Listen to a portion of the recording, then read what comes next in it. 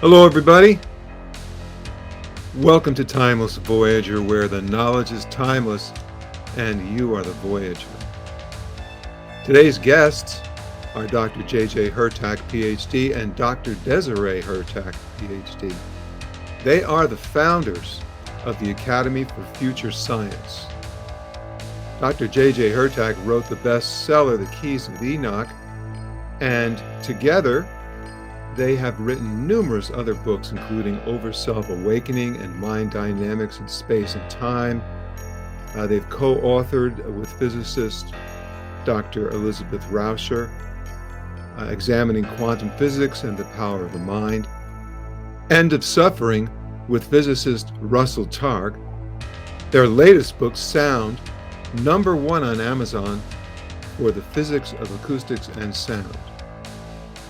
They are contributors to both Our Moment of Choice, which includes their insights on consciousness, together with over 40 other internationally respected writers like Deepak Chopra and Dr. Bruce Lipton, and finally, Making Contact, with chapters by Nick Pope and Linda Moulton Howe. They have appeared on Netflix, BBC Radio, Gaia TV, Coast to Coast AM, Deepak Chopra's Wellness Radio, which is on Sirius XM, Hay House Radio, and many others.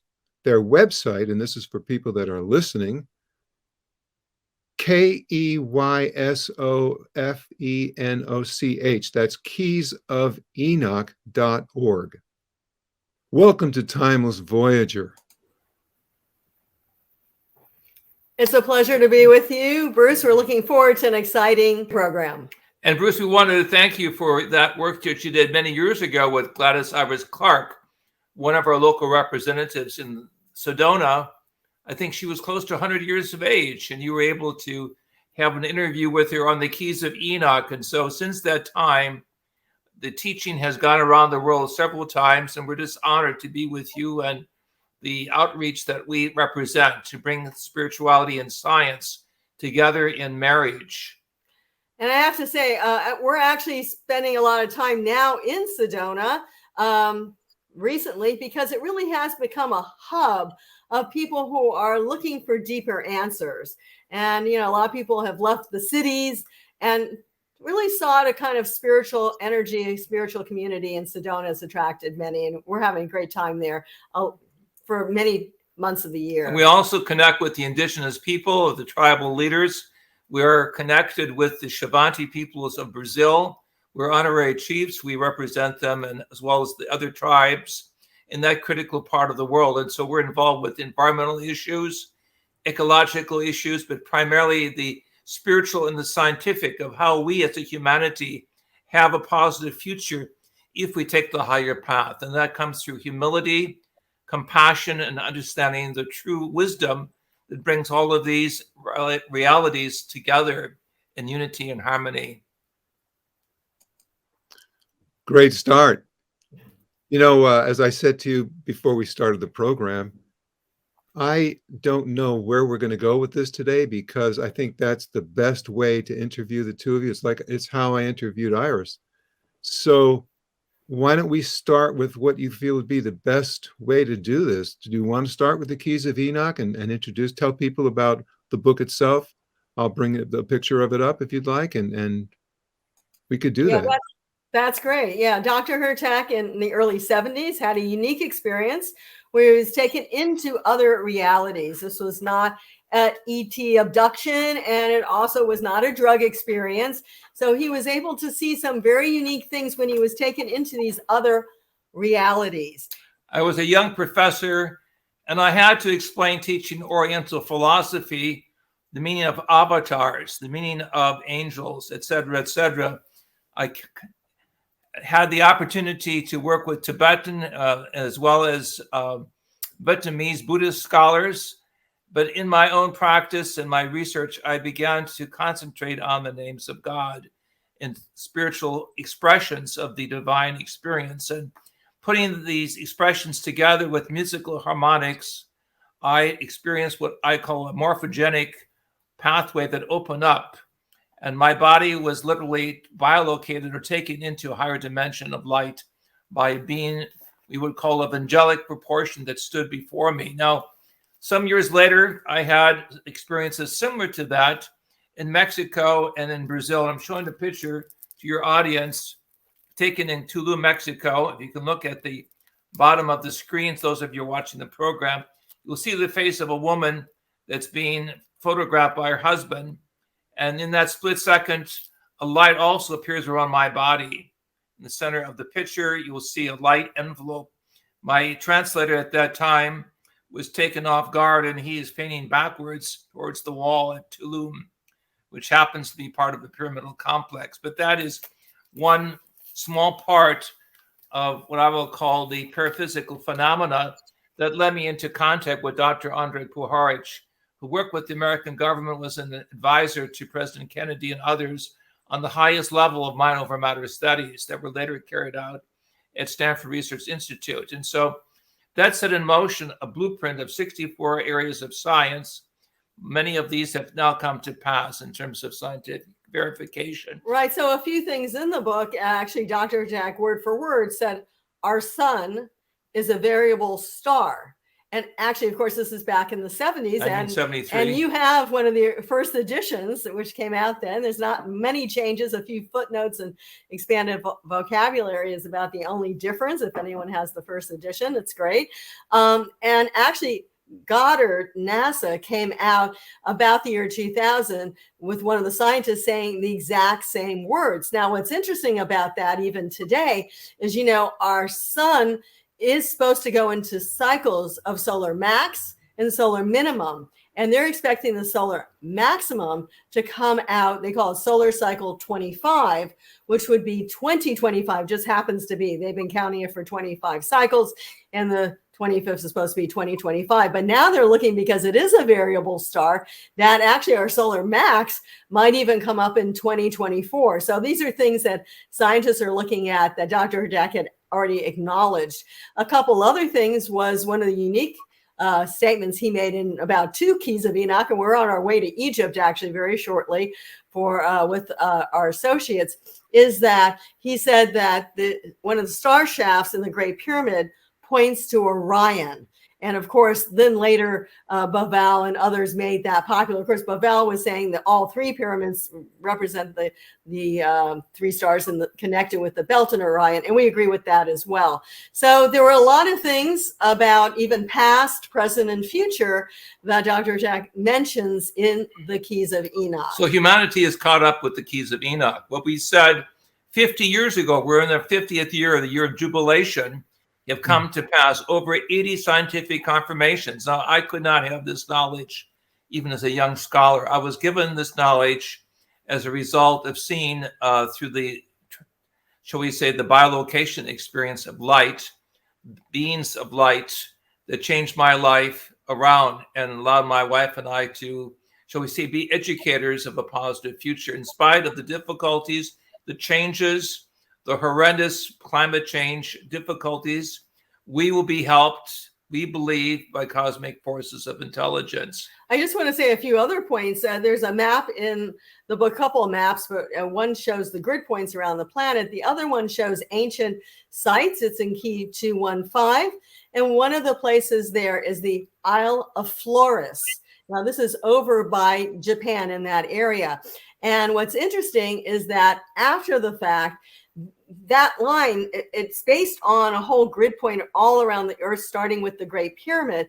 And this line goes right through the Isle of Flores. And that's exactly where they found Homo florenensis, which is an ancient species that was on the planet. It was actually, you could call it the hobbits that were here. So that was 30 years after I published the map in the book. And so the map divides the world into 12 different regions with spokes longitudinal.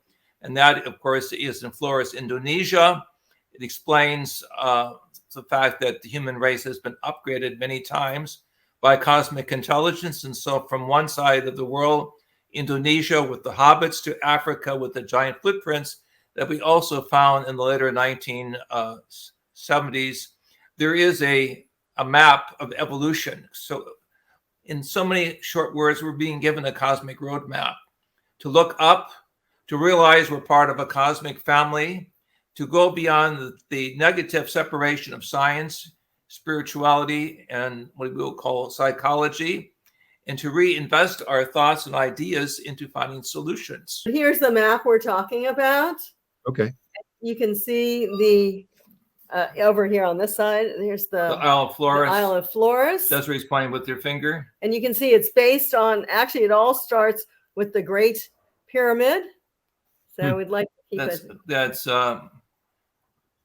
marked with a larger pyramid highlighted over Egypt, where we're going to be continuing our research underneath the pyramid, where we found the tomb of Osiris in 1997 with the use of musical instruments and ground penetrating radar. The Egyptian authorities, however, took over the experiment and the finding as their own.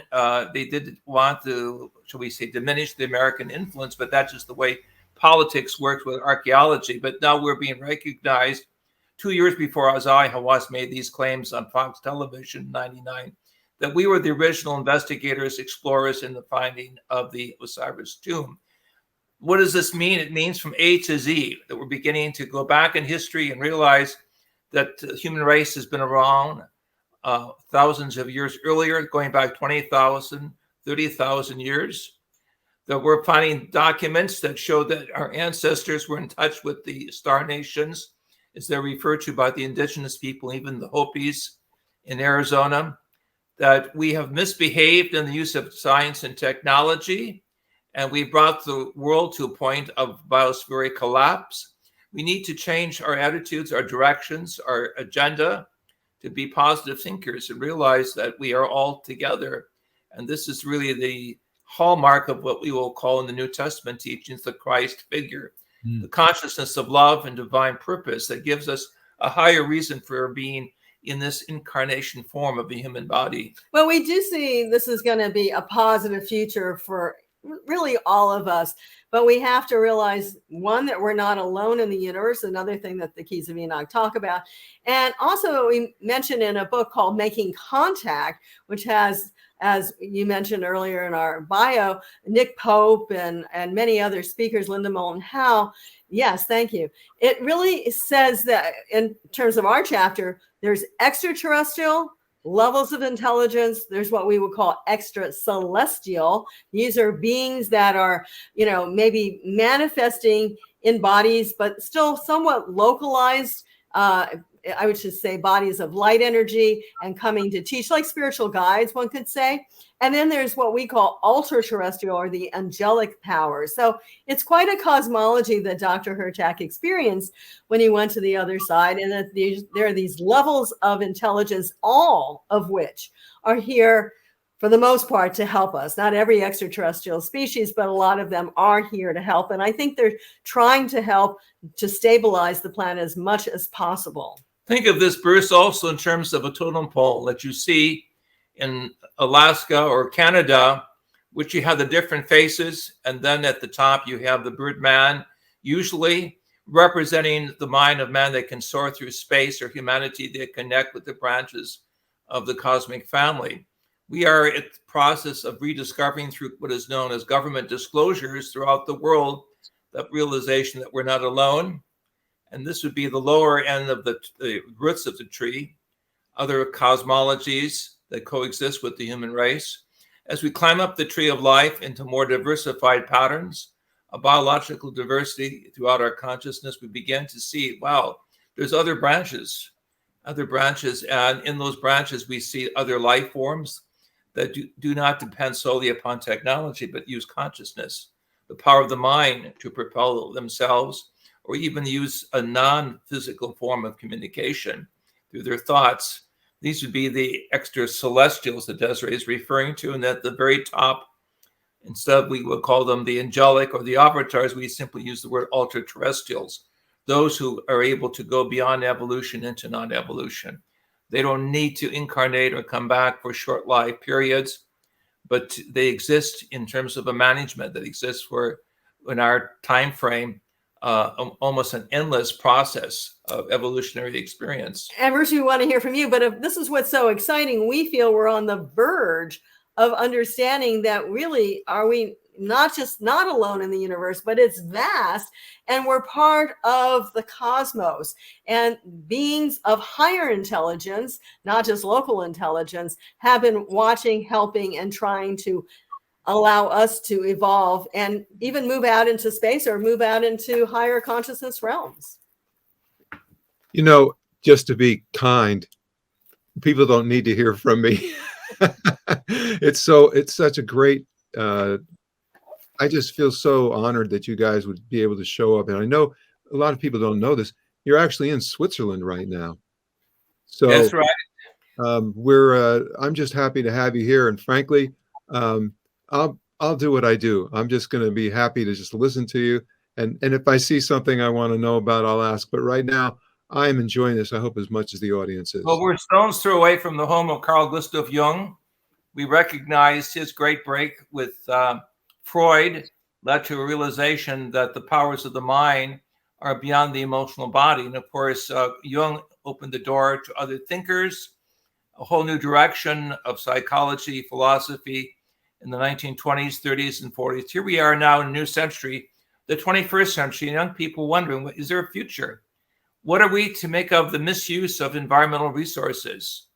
What are we to make of what I will call the challenge of AI, that we simply reproduce ourselves in a robotic or semi-robotic form without a spiritual side, that is to say, a ethical side of purpose? And of course, Desiree and I have been joined by hundreds of researchers, engineers, and thinkers throughout the world to enlarge this cosmic roadmap. No, we're here to realize that Mother Earth is a schoolhouse. A time has come now to graduate. We can either close the doors, burn down the schoolhouse, and dismiss the teachers, or we can reinvent ourselves by understanding how our ancestors in Egypt and other parts in India, other parts of the world had amazing mathematical astronomies, psychologies, but the emphasis in the ancient cultures was on the co-creative ability of the human, that we were not alone, isolated, but no, we were working with the Godhead. We were working with the spiritual thinkers, the Christ-like figures that govern the greater universe. And so my experience certainly has been shared with others, and other mystics also have opened the door, like Jung, to the great possibility that we are really at the very beginning of a whole new stage of the book of life. So we can look extensively, at the physical reality. I mean, right now we are in Switzerland, and it's a very, very unusually hot time, and even the Alps are feeling the pressure. Or we can look at consciousness. And it's interesting that certain tribes in Africa, when they had problems, they actually sat down together and said, when they had climate problems, especially lack of rain or whatever, they sat down together to say, what can we do? How can we improve who we are? How can we change our consciousness first and foremost to get to a better state? And then they believe the rains would come. And we use consciousness quite a bit. We've worked with remote viewing. You mentioned the book Mind Dynamics in Space and Time. This is all about the Stanford Research Institute work that was done with Russell Targ, Hal Puthoff, and then it goes into, and with our friend Elizabeth Rauscher, it goes into the science of quantum physics, because we believe quantum physics is at the heart of a lot of what we do, and that there's multiple possibilities. So anytime anyone is saying this is the only solution, they're not usually tapping into the higher quantum field. What's the quantum field? It means the consciousness field that not only encircles the planet, it's a global field, but actually encircles the universe. And we would say, if you can tap into it, even greater realms throughout the universe, we'll say cosmic dimensions as well. So this is part of our work. And so we have solutions for literally everything that's needed. And there are beings, we believe, that are helping us to implement those solutions. And in some cases, doing some of the work for us, which we should really be doing for ourselves. We think of this new book as the real X-Files, the secret work that was done over 20 years by Russell Targ, Harold Puthoff, Elizabeth Rauscher, and other colleagues, to show once and for all there is truth to the fact that we're here in this dimension, but our mind can take us into other dimensions. And the key word is consciousness, capital C, or super consciousness, that we're in this dimension, but we have the ability, if we wish, and the intention, if we wish, and the higher love, if we wish, to go into other dimensions through the portals of consciousness. There's a whole music vibration we call acoustical physics. There's a whole energy vibration we will call the working with the quantum field, or the hidden variable of linking minds together. And there's a whole new physics we call physics of consciousness reality, where we co-create or co-participate in a unique way of being activists rather than pacifists. We must make, let's just say, an active operation to collapse the consciousness field and to use it and focus it so that we can do more than just passive reflection. And people have talked about, well, remote viewing first and foremost, and this is the book shows many examples, including our work with Elizabeth Rauscher when we were in Egypt, and we had a remote view one day, and she didn't know where we were, could have been at the pyramids or whatever, but she remote viewed a very unusual, we'll say, pillar and a blue door. And we happened to be at one of the universities there, and we took a picture right at that time when she was remote viewing, and you can see this very tall, unusual pillar, and the blue door was like a cobalt blue. It's kind of a metal thing. It was very unusual behind us. So that's just showing how remote viewing works. And in addition to that, we've worked with Ingo Swann and Russell Targ, and Ingo did a study with Harold Sherman where he remote viewed Jupiter. And what did he see there? Well, we all know there's rings around Saturn, but no one in 1973, when he did this research, thought that there was a ring around Jupiter. But nevertheless, he reported this, and it's been officially documented. You can actually Google it, that he saw a ring around Jupiter. It wasn't until 1979 that we sent, I believe it was the Voyager probe, out to, and what did Voyager see? A ring around Jupiter, and describing also the atmosphere, exactly what Ingo Swann showed. So we're just saying, that these are possibilities to be able to remote view something off planet. And we believe you can actually remote view way beyond that. And it just... In fact, I worked with Harold Sherman on some remote viewing situations, and we were able to see pyramids on Mars, our sister planet. This was highly debatable. I couldn't publish this in any scientific journal. I had to go to Germany. I had to go to Brazil to find those sympathetic with the evidence and the resolution on the highest levels of satellite work of what Mariner 9 was able to bring back in the Elysium Quad Triangle, which is why I asked permission from NASA authorities to get proof of my prediction and what I saw. And so I received the pictures that I published in the Keys of Enoch.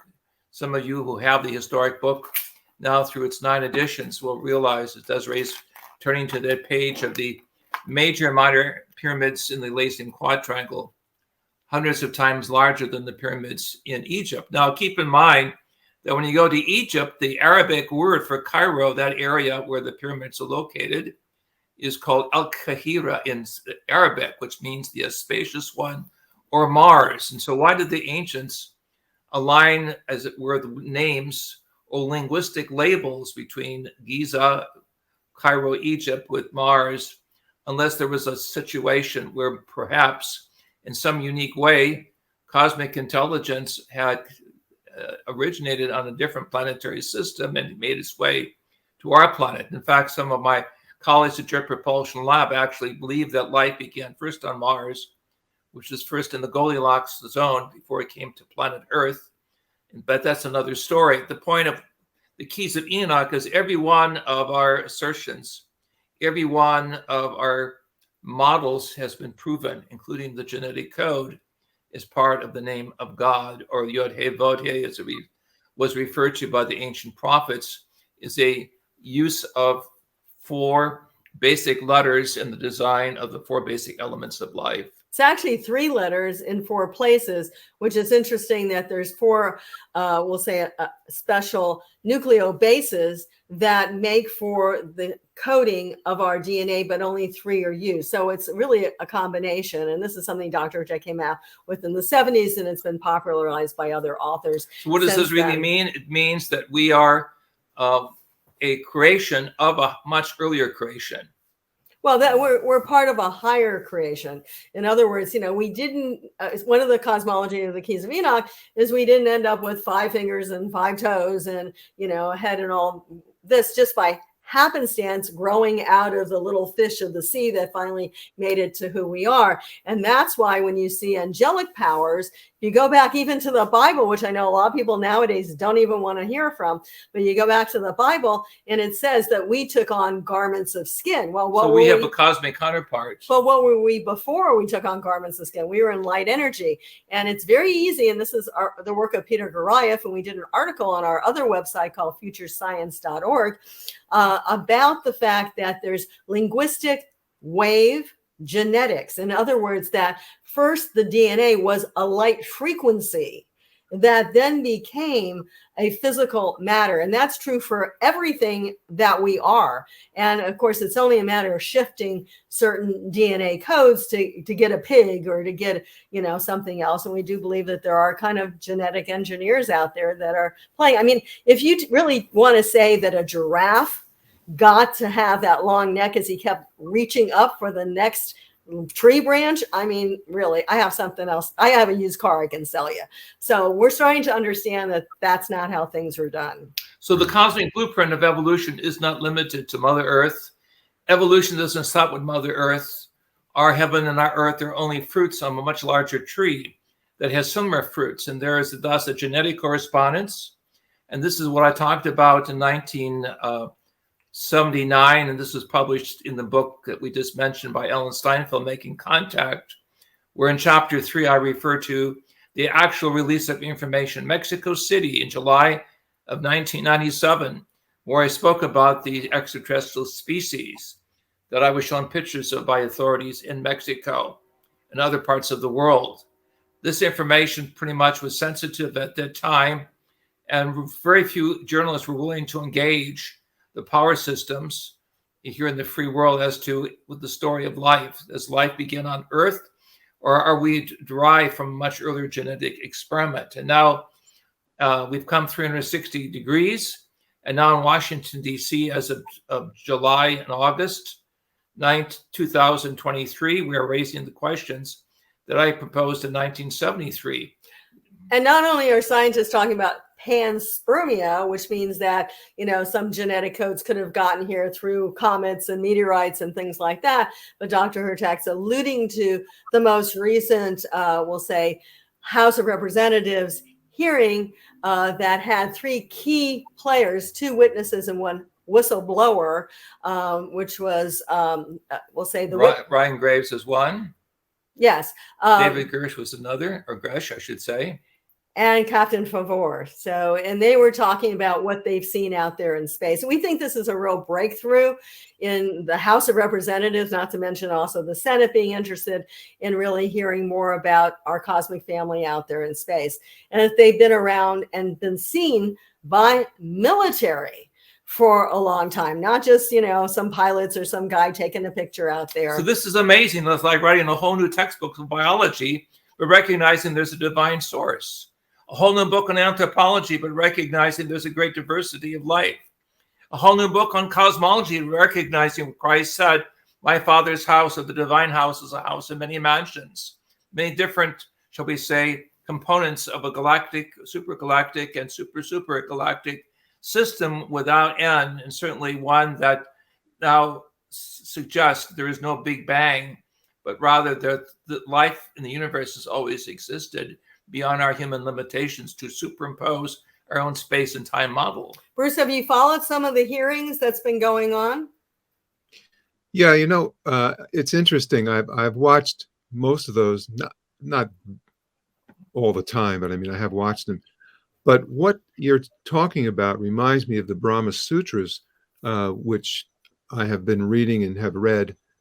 And it's interesting to see that according to the Brahma Sutras, this entire situation that we're looking at, all of what you are speaking about, this idea of, let me call it a template, for instance, the template being Brahma or Brahman.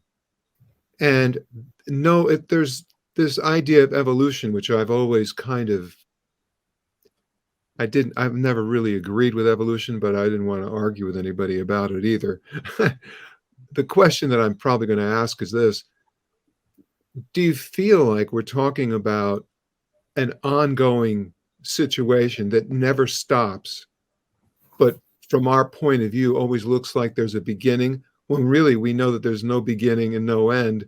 This goes on and on and on. There's no telling how far back our particular species might be, or let's call it different ideas based on a much bigger species. In a sense, even in the Vedic scriptures, when they refer to Vyasa, or I don't want to get into a big thing here about the Vedic scriptures, but there's always like this Krishna, Lord Krishna. We don't happen to look like them, or we're not drawing pictures of what they're supposed to look like based on us.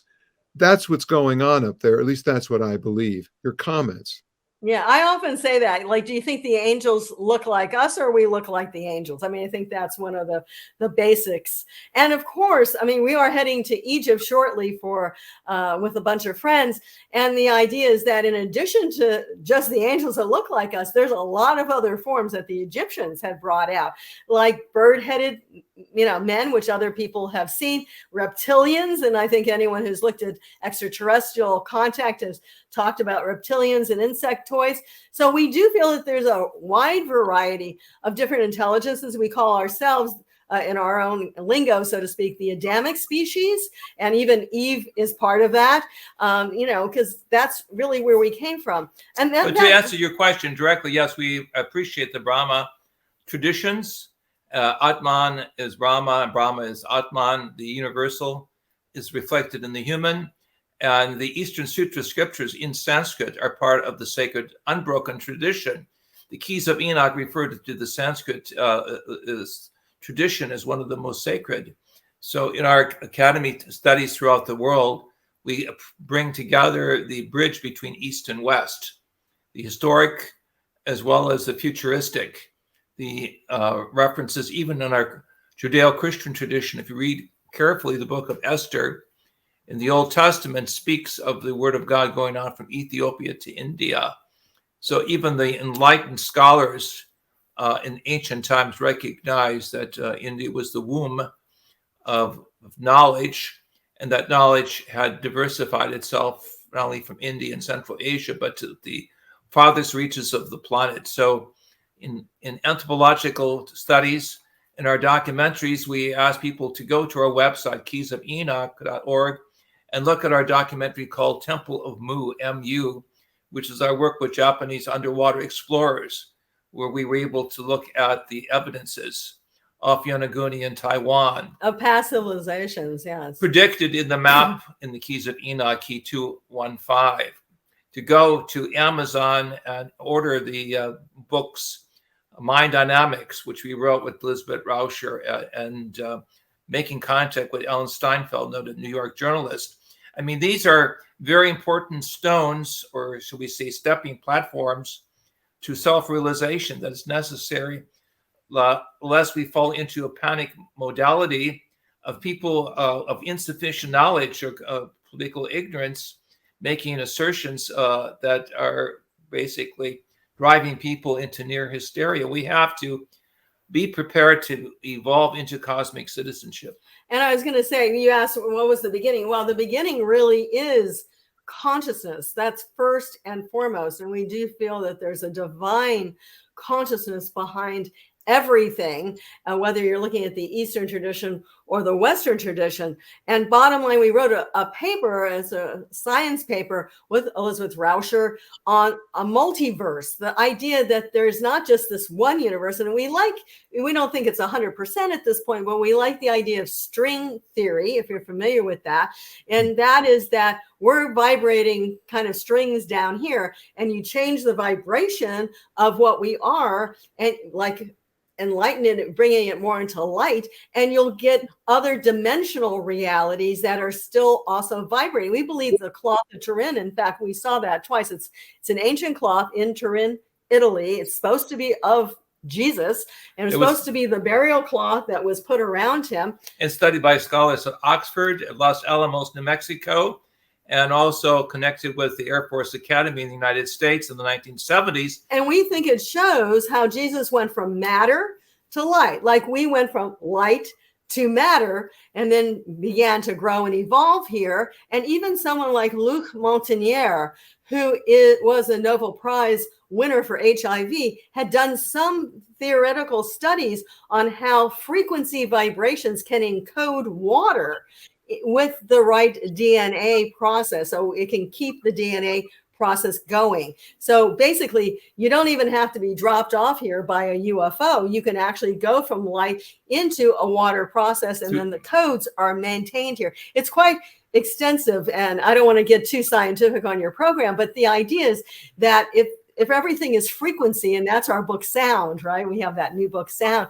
All life is vibration. So what does that really mean? It means that our vibrations can resonate on higher frequencies as well with our higher consciousness. It would explain the sublimation patterns of the Christ image. There was blood on the cloth or the linen of the shroud, but also there is this terrific energy that appears around the physical body form. Almost like a burst, like an X-ray.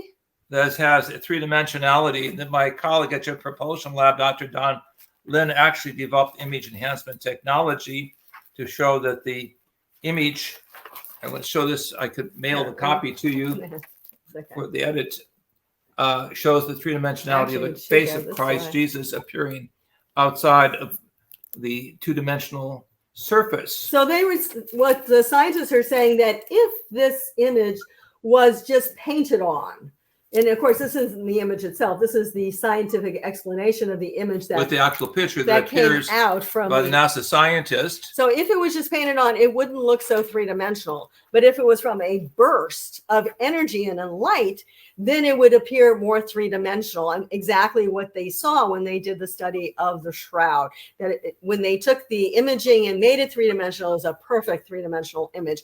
And it's just showing you, I think people in the East also talk about that. It's showing a sublimation of energy of how we are being prepared to go beyond limitations of what we call the life that is so short. Now, this may shock some of our viewers, but when I was taken up into light, I saw the face of Christ momentarily, and that facial form matches what is in the shroud. I'm saying this as a result of going into higher dimensional levels of consciousness that allowed my mind to be prepared to see something that was beyond history and mythology, suggesting that we are being reconnected with the higher management behind the human experience. So what does this mean? It really does, as I said, all come down to consciousness. And one of the things I wanted to make sure I brought up this in this program is the fact that our consciousness can influence other realities, and especially realities around the planet. So we have spent a lot of time with people like Andrea Poharek years ago doing prayers for peace in the Middle East. We still spend time if something is happening, like say a hurricane or a fire. We were in Sedona and there was a fire nearby. People were getting like panicky. So we said, let's all come together. Let's do a prayer. Let's neutralize that fire. We believe, as the indigenous people always have told us, we have power over nature. Higher spiritual power, mind over matter, Christ consciousness. And we're using that around the world. And this is so important, the teaching. It's not science by itself, but science with spirituality that gives us meaning, direction, enthusiasm, and appreciation of all life forms in the relationship to the divine source and the divine destiny that we are here as incarnate beings on Mother Earth as human citizens, but we're also part of a greater evolutionary process called by Enoch, in the Keys of Enoch, the higher evolution. And as we bootstrap ourselves and begin to take seriously the fact that we can change the realities we face, we can make breakthroughs. And some of this has been shown in our work with ocean coral. Right. So, well, in addition, I just think we have to get out of the fear of what's taking place and empower ourselves to come together in collective families, but you can also do it individually, like people during COVID.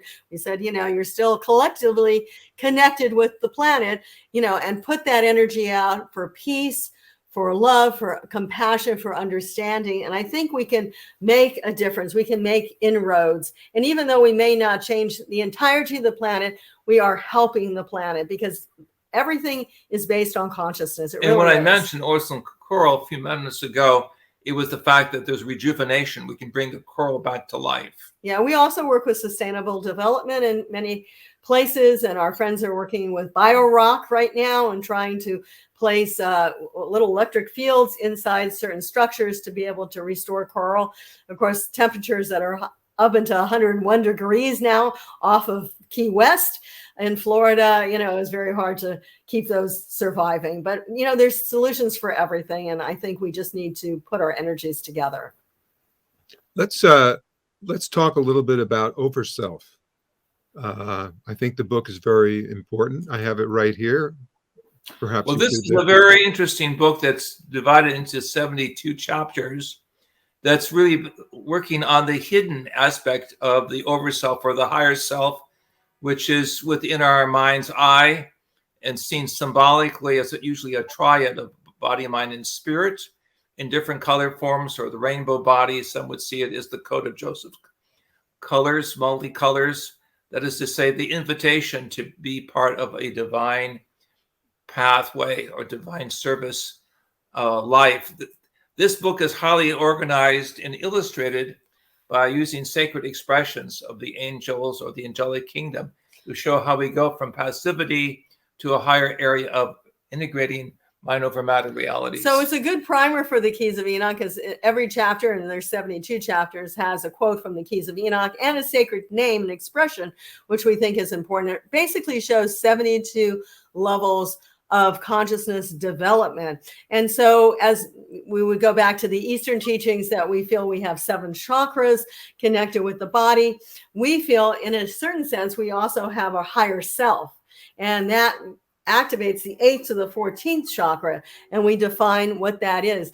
And so if we want to see ourselves as just physical beings walking around the planet, being little lambs for the slaughter, or whatever you want to say, then you're not understanding who you really are. We feel in addition to the physical body, we have a higher body. That higher body is not only trying to help direct us with our spiritual guides into understanding a greater reality that we're part of, but also can empower us to know how to evolve and spiritually develop. So we talk in this book about going to the sacred areas around the world, how to connect with higher beings of light, and then ultimately how to literally transform who we are. By finding the divine feminine within ourselves. And so each of the names, the 72 chapters, has a drawing of the female nature within ourselves that eventually takes off the mask.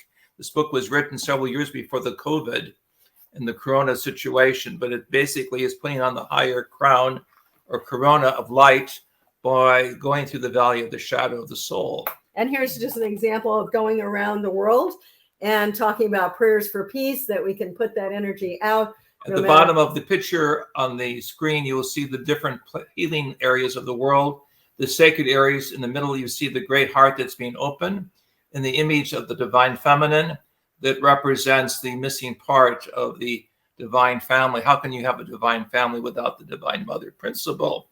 But the idea is in the use of the names in the Hebrew, the Aramaic, the Sanskrit, as well as in the Coptic. We see how the mystical form of Christianity and that which is there in the Eastern scriptures in the early historic period of human evolution brings us into a reality of what John the Divine sees in the marriage of the bride and the bridegroom.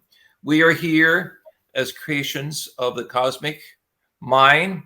We're here, if we wish, to use the Christ knowledge and energy to do miracles of science, art, music, to advance human knowledge and to raise consciousness. We are here to overcome the limitations of a culture of death with a culture of peace and wisdom, and also to prepare for what we believe to be the most important time in the human history of the last 2,000 years, to wait, as it were, the coming and the discernment of the different cosmic families of intelligence. Right. So in this essence, this consciousness field that we're living in is a state of soul evolution. You mentioned a book that we were part of writing, which is our moment of choice. And ultimately, every moment is a moment of choice. So we have this duality in our system. Are we choosing the light energy, the energy to help others, or are we choosing, we'll say, the ego, self-willed reality that a lot of people want to indwell in?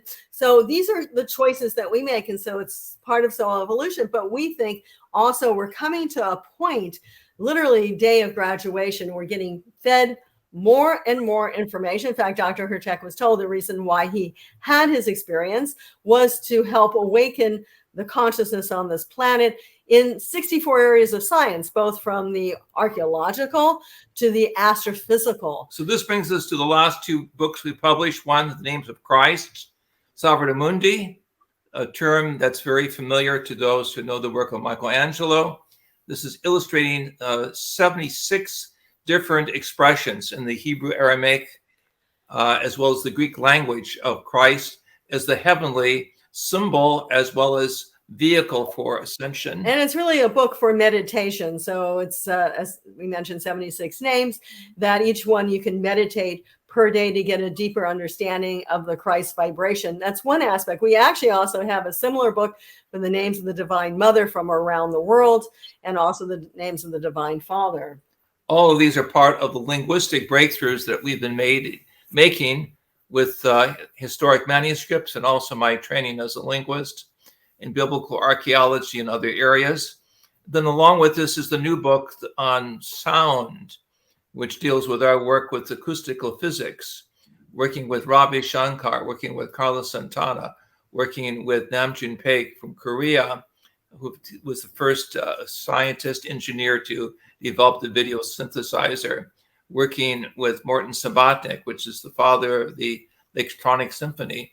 So putting all of this music and we will call engineering of sound together, we suggest it is through the use of sound, vibrations, musical mantras, or the names of God with positive intentions that will bring young people out of the chaos and confusion into new identity, and just new purpose, and the realization that we are spiritual beings in human form. We are here to help the human race go through this very difficult period of history, but also to be aligned with the portal of ascension. And just to say a little bit more about this book, it's part of a larger book, a series called Common Sentience.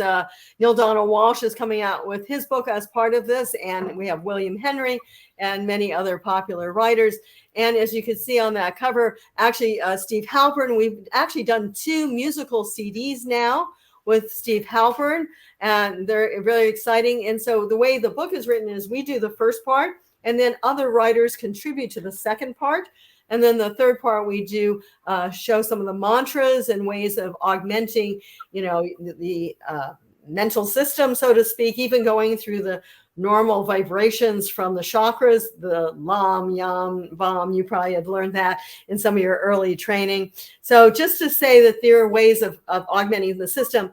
One of the groups that had also contributed, there were 2 groups contributing to that book as well, as our friends Darren Curtis and Bradley Pitt, and they use cymatics. If anyone's heard of that, there's a picture, black and white, in the book, which is almost similar to what you see behind us, where you have a certain sound frequency. And that produces sacred geometry. Exactly. So it's amazing that geometry is sound and sound is geometry. So this is the full circle, the realization that we are part of a cosmic family.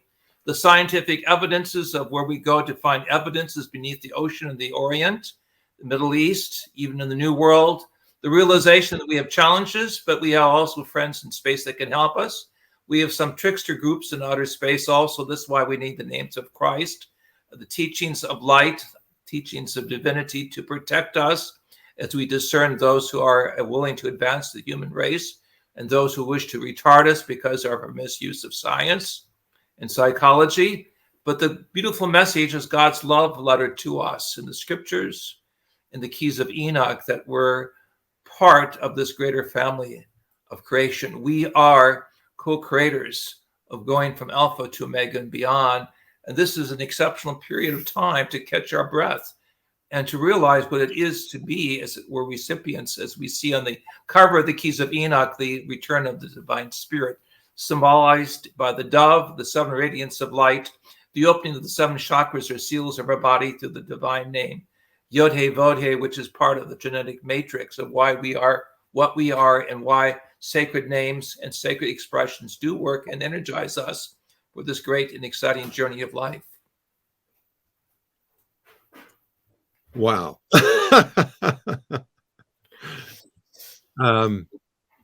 We want to thank you so much.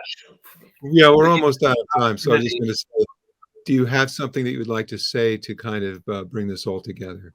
Well, I just want to say that this really is what we consider the time of graduation. So what does graduation mean? Well, it means that we will find our cosmic counterparts, and they are not only extraterrestrials who will make themselves more and more known, but also really our own spiritual guides, and ultimately even forces of heavenly realms that we've heard about going back 2,000 and even we'll say 4,000, 6,000 years, that are also watching and helping humanity, because it really is a time that we're going to make a major shift forward. And even though for some it's going to seem like a shift backward and there's a lot of fear installed with this, we feel that, you know, we can all be guided spiritually to be in the right place at the right time and to be helped. And it can't be through the intellect. I like to talk about this. You always think, you know, well, you have to be in this place because it's this time or whatever, or the emotions, the fear emotion. It has to be by higher guidance. And that's the purpose of Overself Awakening, to realize we do have that higher guidance. And that's the opening of the tabernacle of the human heart. That is the principle behind what King David writes in Psalm 51 when he speaks of finding the new spirit, the willing spirit, and the Holy Spirit, the triple use of spirit that brings us together through inner experiences, through outer realities, into cosmic awareness and a realization that we are here to serve. We are saved to serve. We are humans, but we are also a part of a divine creation that's continuing. And should we say, preparing us now for the quantum changes as we go from humankind to spacekind and beyond, and understanding the metaphors of what John the Divine writes of when he speaks of the heavenly Jerusalem, the cities in space, the opportunities to overcome death as we define it, and the realization of the Christ nature that we put on the crown of light, the corona of life, not the corona of death. We take off the mask of the past, the shadow of fear, and let the light radiate through us, for we are indeed part of the divine image in human form and destiny. Peace be with us. Thank you for watching and listening to the Timeless Voyager Series podcast. We're on video players like YouTube and audio players like Spotify, Apple Podcasts, and many more. Now, one thing you can do to support the growth of the Timeless Voyager series is to hit that like button, share, comment, and please subscribe. You know, it really helps to keep the podcast on the internet so that I can keep producing content like the program you've just watched and or listened to. Also, these actions are very important because they trigger algorithms that help grow the Timeless Voyager channel. Remember, there's no obligation and these actions are free. My name is Bruce Stephen Holmes, and I hope that your own personal voyage through life towards the development of your highest potential is a joyous and successful one.